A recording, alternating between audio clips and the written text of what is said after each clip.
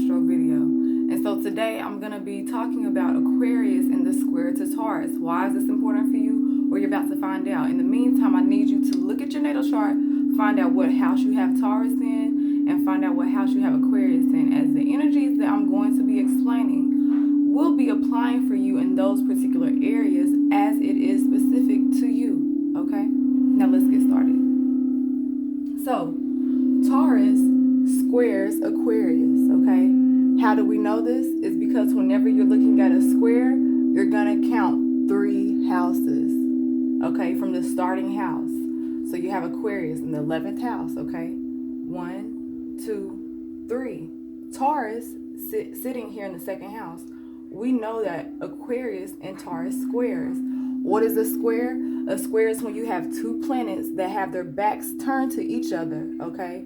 And this planet over here is like, okay, I know all that I know, and I'm not gonna look and turn around to you to see what I can pick up from you. I'm just gonna stick over here, and the other planet is doing the same thing. So what you're needing to do is work on the tension, right? Because it's gonna be tension there. You need to work on the tension so you can look at each other. Those 2 planets, those 2 energies can look at each other and see how they can pick up each other's resources, each other's strengths, so they can work together, okay? So it's gonna be tension there, but it's an opportunity because, like I said, if you can work on the tension, you can actually make these 2 planets or energies work well with each other to maximize the potential, right? And that's what this is all about, okay?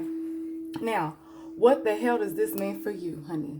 What does this mean for you? All this talk about the conjunction, all this talk about Mars and Taurus, how is this relevant? How is this specific to you? Taurus is all about what is real, what is feasible, what is sustainable, okay, in a project. Manifestations on the physical level.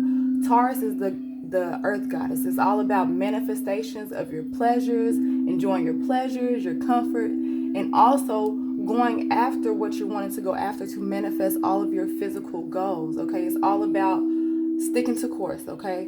Once it has its mindset, it's hard to change its mind. It's going to stick to course until it accomplishes what it wants to accomplish, okay? So in that sense, that's a positive aspect of Taurus. But the unevolved aspect of Taurus is that they can be stubborn, because once they have their mind made up, it's hard for them to stop what they're doing and to bring on something new, right? Because they're always focused and going after the bag, going after the physical goals, okay? Going after and exploring and experiencing all of its physical pleasures, right? And emotional pleasures too as well, okay? Now, Aquarius, right? We know Aquarius is a mental sign. It's an air sign. It's not a water sign. So it's all about progressive thoughts, progressive movements, okay? Innovative ways to restructure and to build different structural systems, okay? This is what Aquarius is all about, okay? It can be so caught up in the cloud to where it can't come down and revamp different ways to manifest things on the physical level, okay? So just as much as Taurus is all about down here, oh, I'm just gonna stick on this earthly realm, you can look at Aquarius as always being up here in the clouds and not wanting to come down to the earth. Taurus not wanting to go up into the clouds, okay? So we can see how those energies are different and how they square and how the tension can be there, because they're both focused on their own particular realms, and how they really can look to each other to really maximize the potential between the two, okay? Now, Saturn and Jupiter is in Aquarius right now, right? Along now with Uranus and Mars and Taurus, okay? Now, these are the themes that you are going to see within yourself and within the collective, okay? Femininity.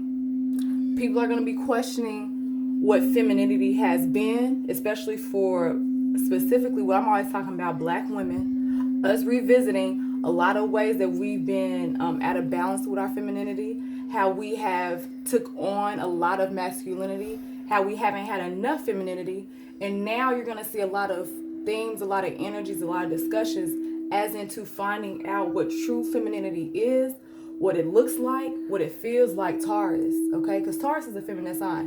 You're going to see a lot of people coming out with a lot of femininity courses, a lot of femininity coaching. You're seeing that now, and that's going to continue to maximize right now, okay? Because we have figured out with Saturn, and then that being expanded, like, damn, a lot of us as Black women know how us taking on all of this masculinity, how that has been destructive to ourselves internally as women individually, and to our communities and our family and collectively as a whole. So those are going to constantly be reoccurring themes and discussions that's going to be taking place, okay? Also, too, self-worth. How have I been experiencing particular things by certain belief patterns that I've had that do not serve me anymore? How has that manifested into my self-worth? Me connecting, me experiencing people, having people experiencing people in my life who have not upheld my self-worth, right? Who have not invested into my self-worth, okay? People who I surround myself around who represent the lack of self-worth that I have within myself. These are going to be constant things. And with this Aquarius energy, especially with Saturn being there and Uranus, unexpected changes, you are going to be seeing a lot of letting go of people around you. It's really going to be pushing people around you who do not serve your best, okay? Who does not represent what you have come to deem as your new self-worth, okay? That's on a higher level than ever before, okay? And if you do not do what this energy is asking for you, this energy, the square, is going to be very, very, it's going to be more rough on you if you don't go ahead and do what you need to do as far as really fixing and healing your self-worth and your self-values. And not only that, but you letting go of people who do not represent that for you, okay? So it's best, since now you know, for you to actually, take accountability and to be the captain of your ship, okay? Now, heaven on earth, okay? How we can manifest heaven on earth. You see a lot of people talking about, oh yeah, we can manifest, a lot of black businesses are popping up, a lot of entrepreneurs, a lot of millionaires, successful youth, coming up in the game. How can we manifest heaven on earth? It's not about us just being so caught up in the spiritual realm, or like us looking forward to the afterlife, right? It's something that they teach in Christianity, or what they did back in the day with a lot of our ancestors. Like, oh, looking forward to, leaving this plane to go to heaven. But now we're starting to see how, no, it's not just that, but we can manifest heaven on earth, Taurus. How we can take all of this spiritual, mental stuff from Aquarius, all these new innovative ways in which we want to manifest things, how we can bring that down into Taurus, right, and create that heaven on earth. So you're gonna see more millionaires, you're gonna see even billionaires, and coming from places that you would have never expected, right? People coming up from the ground, little Taurus again, being grounded, people really working from the ground up, okay? You're gonna see a lot of that. Also, too, I already went over self-value systems, earth knowledge of ancestors. This is very important. You are going to continue to see a lot of crashing, a lot of falling from grace. People who represent fake ass shit. People who represent,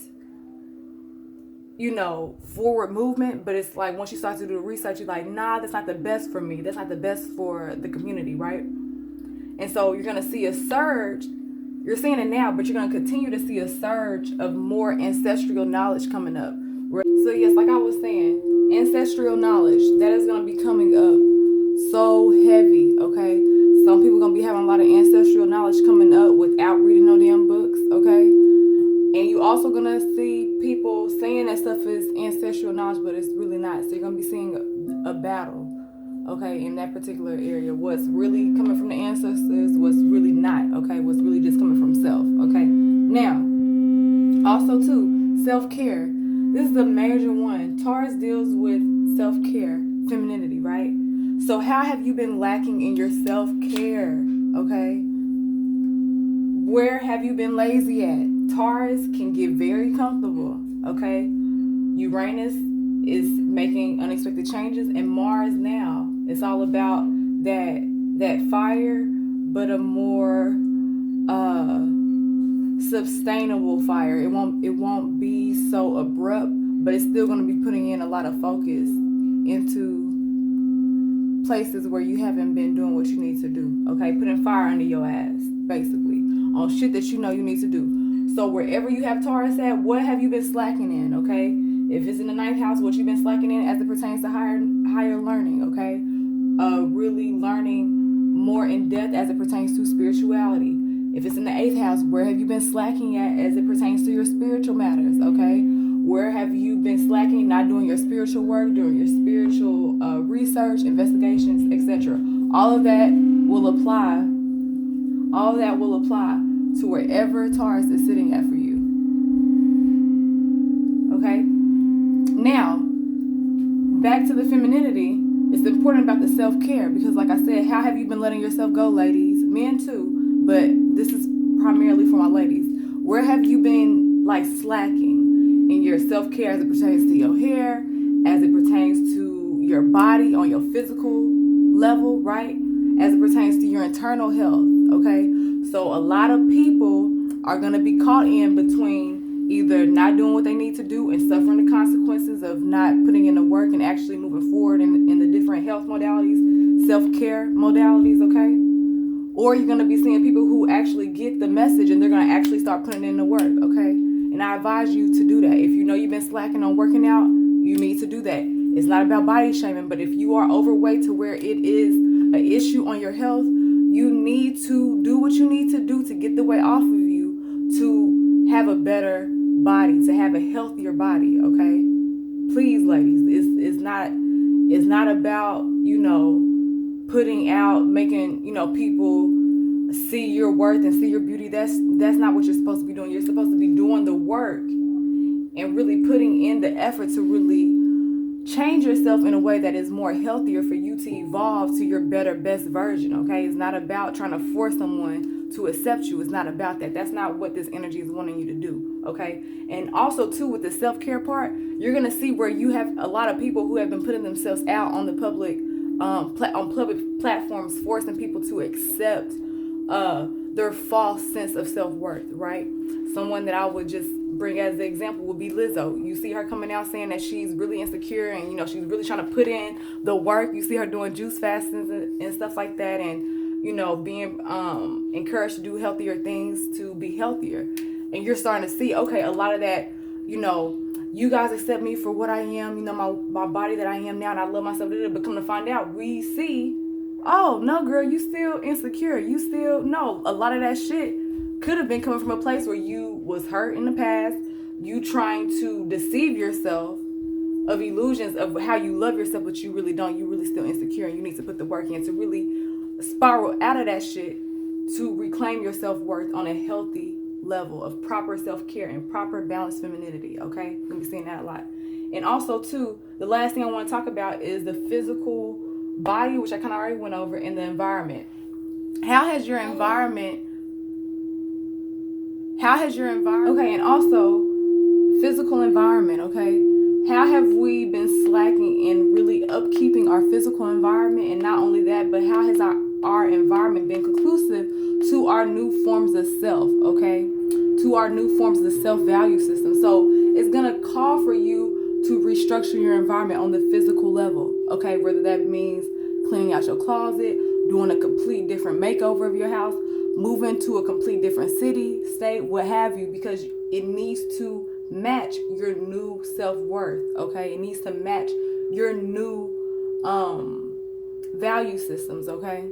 So you're gonna see a lot of people moving. You're gonna see a lot of new innovative Aquarius, a lot of new innovative ways to make our environments better. So you're gonna see a lot of technology surrounding environment changes, universally and internally, different gadgets and shit like that we can do and use within our daily lives, within our home, to make our environment better, okay?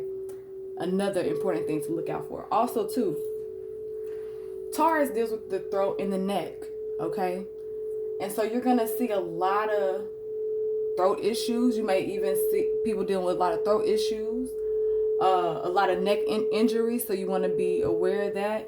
Also, too, if you're doing any type of work, any type of laborious work, you want to make sure that, you're protecting that area, making sure that you sleep properly, okay?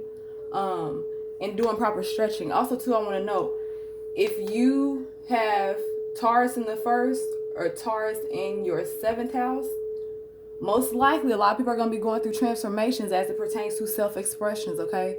So, and I've constantly been calling it out. You're seeing a lot of people literally Like as simple as this, getting throat tattoos. Okay, so like if you have those particular placements and the energy has been calling for you to go about expressing yourself, okay?